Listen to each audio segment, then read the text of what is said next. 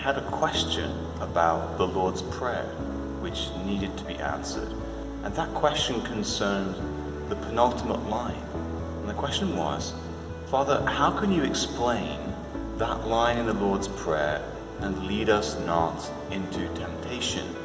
It's a very good question, and it's a very difficult question as well, because what we're dealing with, of course, is a translation. So we need to look at the original text to work out quite what was meant. So in the Lord's Prayer, the starting point is, of course, that it's our Lord himself that gives it to us. It has a divine origin. It's not a human construction. It's not something that I created or a bishop created. It's something which God created to us. So when we have a difficulty with the text, if we don't understand something, the first thing we do is we lay that difficulty at the altar and say, well, God is trying to tell me something in this which is maybe much deeper than I'm understanding. And the key to understanding this particular phrase is really to see it as part of a pair. It's the last two phrases which go together. And lead us not into temptation, but deliver us from evil. They go together, and for a very good reason. The problem that we have, I think, is with the word temptation.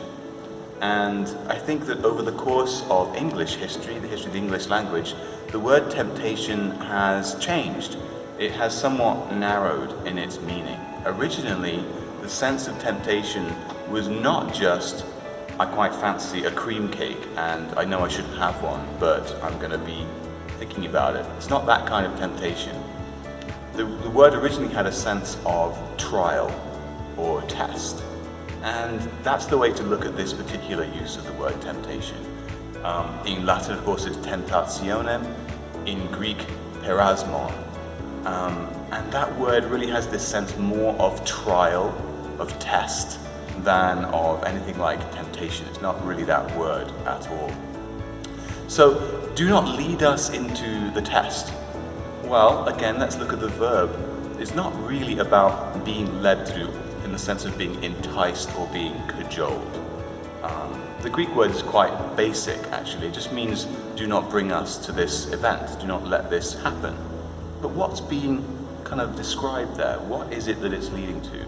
Well, in a sense, our lives are a test, and God never brings us to evil or suggests or entices evil for us.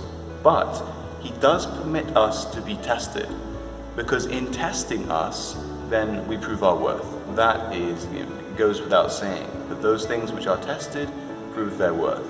So, if you like, a way of looking at those last lines of the Lord's Prayer are, Lord, do not allow me to suffer something that I cannot handle, but in the end, come and save me.